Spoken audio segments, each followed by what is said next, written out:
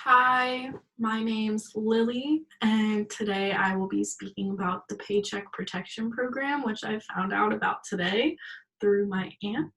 My aunt works for a small business in Pennsylvania, and while she was talking a little bit about her financial struggles going full time to part time, she was also talking a lot about how her business was really frustrated about the payment protection program, which was supposed to provide money to them for keeping their company afloat.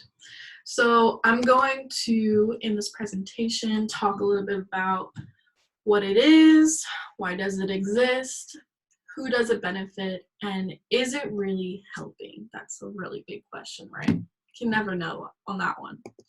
But the Payment Protection Program, which I will be calling PPP, which is referred to as Triple P, authorizes up to $349 billion in forgivable loans to small businesses to pay their employees during the COVID-19 crisis. So there is like this weird 8-week period that makes a business applicable to receive this. I am not an expert, however, I've done some reading, but I would highly recommend looking up things and maybe fact checking me if you are thinking that I'm wrong. No one's perfect. But so understanding what PPP is.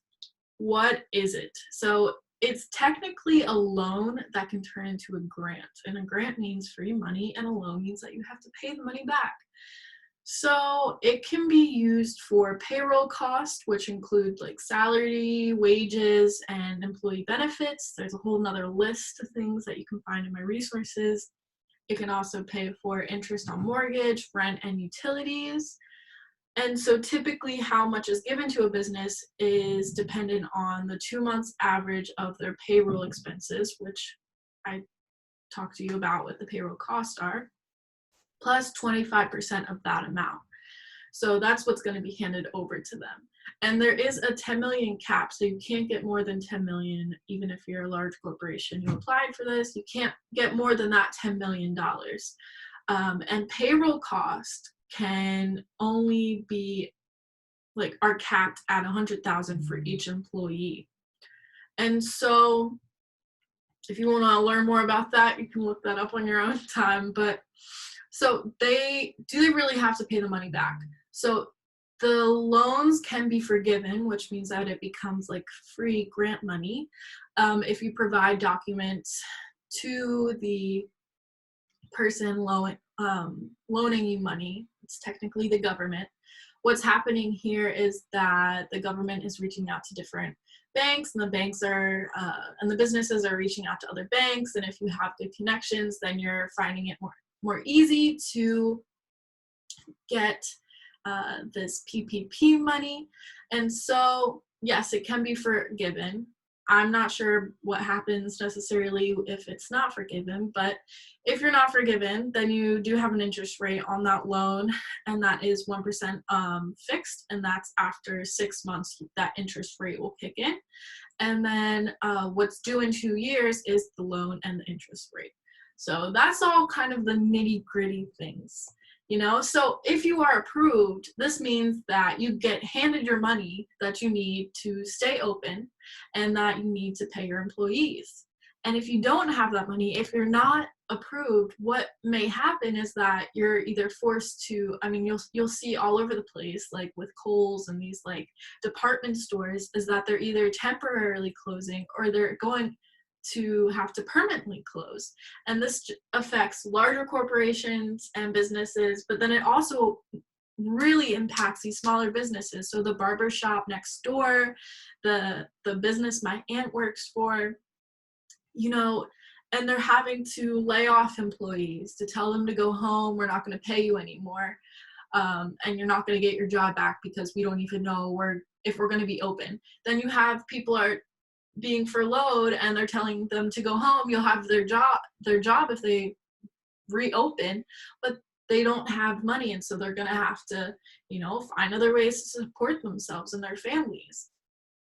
Or you're going, like my aunt is being told to go part-time, and she may eventually be furloughed or she may even be laid off, worst case scenario. So this money is really crucial. So there are, of the 16th, which I believe was the Thursday, there were 1,661,367 approved loans in the whole United States, and the average loan amount was $206,000. Now, these numbers could completely and will grow if the package is if there's more money given to the package. So currently there's a cutoff because it was $349 million. They recently had to cut off providing and approving smaller businesses because they simply ran out of money. So what can happen in having this like money cloud over your head is that these smaller businesses are going to be like, I've fallen and I can't get up. So they're going to pretend to fall and press their life alert button simply because they can. It's almost like you're going to stand in a soup line to get soup just because it's free soup. That's not what you're supposed to be doing, though. You're supposed to be letting people who need that soup get the soup. You know, you're supposed to be pressing the button when you actually fall and not pretending to fall. And maybe these larger companies are crashing, but like when you have this like greedy person or these larger corporations that are struggling and are technically smaller businesses because their franchises are owned by individuals, you're just giving them a pile of money when these other smaller businesses with maybe less than 50 or less than 20 employees really need this and are really struggling.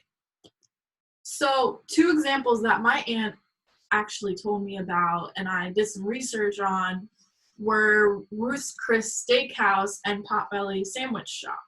So I'm going to pull up a little bit of facts for you guys. Ruth's employs 5,700 employees, and the Potbelly shop employs 6,000 people. So that, I would not technically call that a small business. I think it's hard because there are smaller individual buildings that are housing different businesses and are, probably also struggling, and maybe they do deserve money, and I would love to hand out all the money in the world, but there is no such thing. But Potbelly's chief police officer said they are going to use all the money to financially support the employees in their shops, and I think that is great, but also I just think about the smaller businesses that, work very hard to support themselves and aren't getting the money that they that they do need, and that these larger businesses who may not be struggling as much are getting it. It's almost like getting your stimulus check and paying for a TV versus paying your bills. You know what I mean? So this little the trouble is that we didn't have any existing machinery to allocate the loans to the businesses that needed them most. They had some rough criteria, but it was first come, first served. And so it was kind of like the Oklahoma land rush. And so the money went not to those who needed it most, but to those who had the fastest wagons, basically, those who had existing relationships with banks and were able to make a run for it, which in many cases did not include restaurants who just didn't have that kind of position, were not set up for it. So, I'm not going to be too critical because this had to be rushed out the door very fast. It's telling you that we did not have, coming into this, the kind of administrative governmental capacity we needed to do a proper bailout.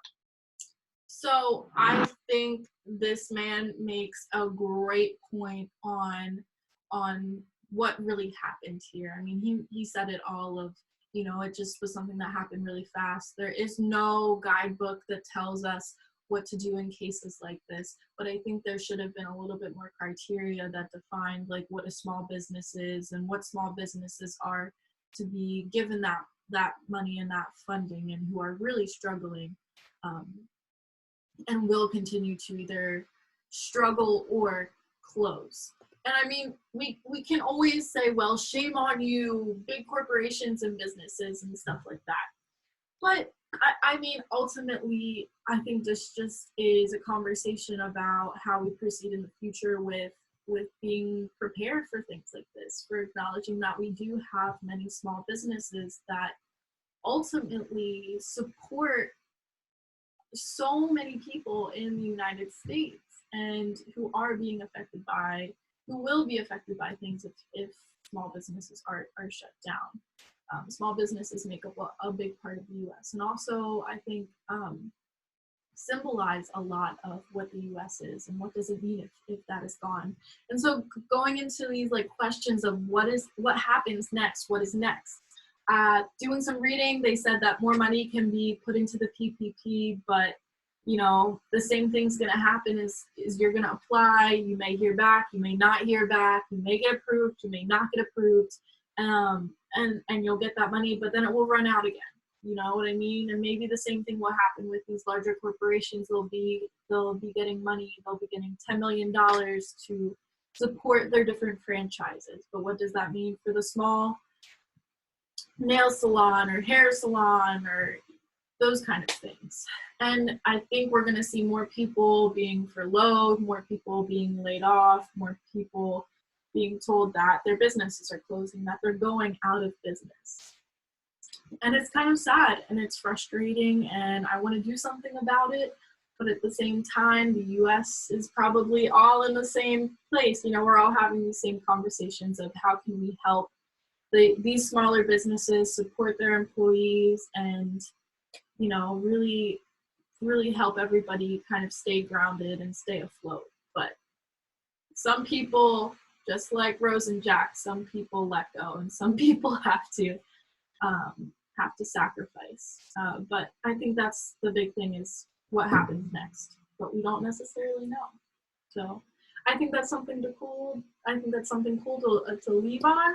So thank you so much for listening. I have my resources right here. I highly recommend doing some research just on what's